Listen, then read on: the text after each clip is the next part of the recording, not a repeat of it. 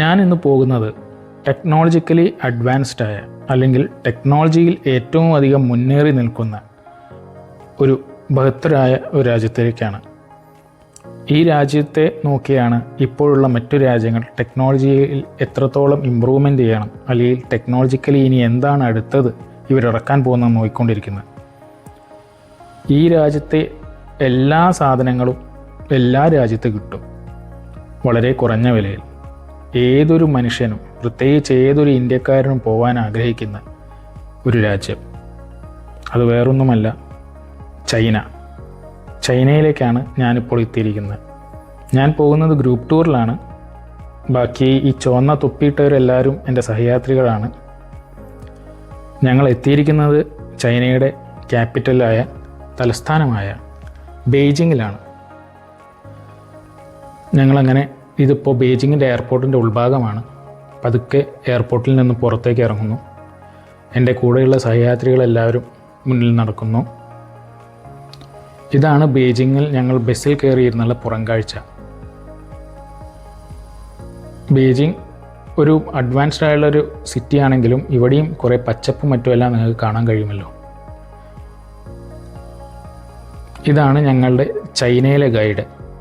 കൂടാതെ ഞങ്ങൾക്ക് ഒരു മലയാളി ഗൈഡും ഉണ്ട്. അദ്ദേഹം അവിടെ ഇരിക്കുന്നുണ്ട്. ഗൈഡുമാരാണ് ഫ്രണ്ടിലിരിക്കുക. അവർക്ക് സെപ്പറേറ്റ് സീറ്റാണ്. ഇവിടെ കുറേ ഇലക്ട്രിക് സ്കൂട്ടേഴ്സും മറ്റുമെല്ലാം നമുക്ക് കാണാൻ കഴിയുന്നു. അധികം ആൾക്കാർ സൈക്കിളും സ്കൂട്ടറൊക്കെയാണ് ഉപയോഗിക്കുന്നത്. ആൾക്കാർ ശ്വാനനുമായി നടക്കാനിറങ്ങുന്നു.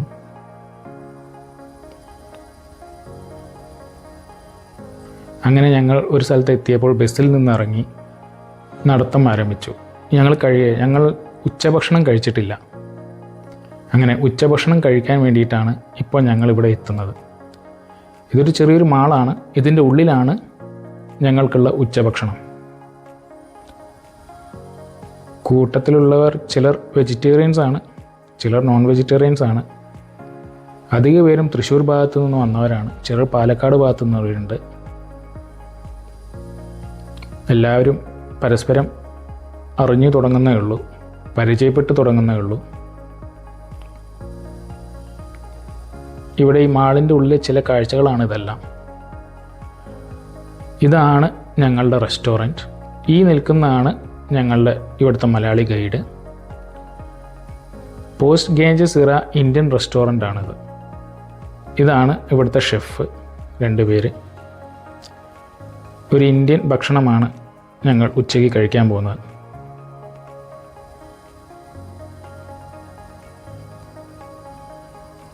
കൊടിയുമായി അവിടെ നിൽക്കുന്നതാണ് ചൈനയിലെ ഞങ്ങളുടെ ഗൈഡ്.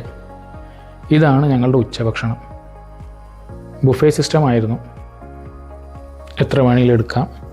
നമ്മൾ നോർത്ത് ഇന്ത്യൻ ടൈപ്പ് ഭക്ഷണമാണ്. കുടിക്കാൻ ശീതളപാനീയങ്ങളുമുണ്ട്, വെള്ളവുമുണ്ട്. ഭക്ഷണത്തിന് ശേഷം ഞങ്ങൾ ഇറങ്ങി ബെയ്ജിങ്ങിലെ ചില കാഴ്ചകളിലേക്കാണ് ഇനി പോകുന്നത്. അതായത് ബെയ്ജിങ്ങിൽ നടന്ന ഒളിമ്പിക്സിൻ്റെ സ്റ്റേഡിയവും മറ്റുമൊക്കെയാണ് ഇനി കാണാൻ പോകുന്നത്. ആ നേരെ കാണുന്നതാണ് ബെയ്ജിങ്ങിൻ്റെ ഒളിമ്പിക് സ്റ്റേഡിയം. ഞങ്ങളൊരു സൈഡിൽ ബസ് നിർത്തി ഇറങ്ങി. ഇത് ഇവിടുത്തെ ഒരു ടവറാണ്. അതിൻ്റെ ഉള്ളിൽ കയറി ഏറ്റവും മുകൾ നിലയിൽ വരെ പോകാം. അതിന് ഓപ്പോസിറ്റ് ഉള്ളതും മറ്റൊരു ടവറാണ്. ഞങ്ങൾ ഇതിൻ്റെ ഉള്ളിലേക്ക് കയറുന്നില്ല, എല്ലാം പുറത്തു നിന്നാണ് കാഴ്ചകൾ കാണുന്നത്. ഇപ്പോൾ ഇവിടെ ഏകദേശം രാത്രിയായിരിക്കുന്നു. അത്യാവശ്യം നല്ല വലിപ്പമുള്ള ടവറാണ്. ഇവിടെ എല്ലാം ലൈറ്റുകളെല്ലാം ചെയ്തുകൊണ്ട് ഭംഗിയാക്കി വെച്ചിരിക്കുന്നു. ഇതാണ് ഒളിമ്പിക്സ്. ഒളിമ്പിക്സിൻ്റെ അടുത്തേക്കാണ് ഇനി നടക്കുന്നത്. ഒളിമ്പിക്സ് നടന്ന സ്റ്റേഡിയം അവിടേക്കാണ് നടക്കുന്നത്.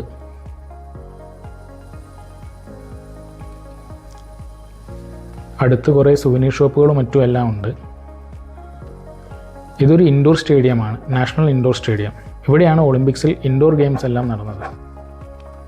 പലരും, ഞങ്ങളെ കൂടെ വന്നവരെല്ലാവരും ഫോട്ടോയൊക്കെ എടുക്കുന്നു. പോലീസ് ഉണ്ട് അവിടെ.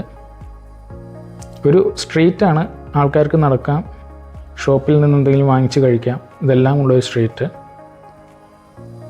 ബെയ്ജിങ്ങിലായിരുന്നല്ലോ ഒരു സമയത്ത് ഇവിടെ ഒളിമ്പിക്സ് നടന്നത്.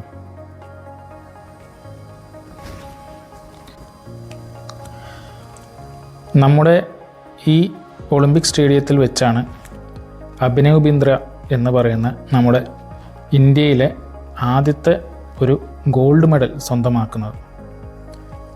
ഇപ്പോൾ നമ്മൾ എത്തിയിരിക്കുന്നത് നമ്മുടെ രാത്രി നമ്മൾ തങ്ങാൻ പോകുന്ന ഹോട്ടലിലാണ്. മെട്രോ ലിഡോ, അതാണ് ഹോട്ടലിൻ്റെ പേര്, മെട്രോ പാലസ്. ഞങ്ങൾ അതിൻ്റെ ഉള്ളിലേക്ക് ചെക്ക് ഇൻ ചെയ്യാൻ പോവുകയാണ്. അഭിനവ് ബിന്ദ്രയ്ക്ക് ഗോൾഡ് മെഡൽ നേടിയത് 10 മീറ്റർ എയർ റൈഫിളിലായിരുന്നു. ആദ്യത്തെ ഇൻഡിവിജ്വൽ ഇന്ത്യക്ക് വേണ്ടി ഗോൾഡ് മെഡൽ നേടുന്നത് അഭിനവ് ബിന്ദ്രയാണ്. ആ കാഴ്ചകളെല്ലാം കഴിഞ്ഞ് ഞങ്ങളിപ്പോൾ എത്തിയിരിക്കുന്നത് നമ്മുടെ ഈ ഹോട്ടലിലാണ്. ഇന്ന് രാത്രി തങ്ങാൻ പോകുന്ന ഹോട്ടൽ. ഇതാണ് എൻ്റെ മുറി. അത്യാവശ്യം നല്ല മുറിയാണ്. ഇതാണ് മുറിയുടെ ഉൾക്കാഴ്ച. പുറത്തേക്ക് അങ്ങനെ വലിയ കാഴ്ചകളില്ല. അങ്ങനെ ഞാൻ രാത്രി എൻ്റെ ഉറക്കം ഈ മുറിയിലേക്ക് തള്ളിവിട്ടു.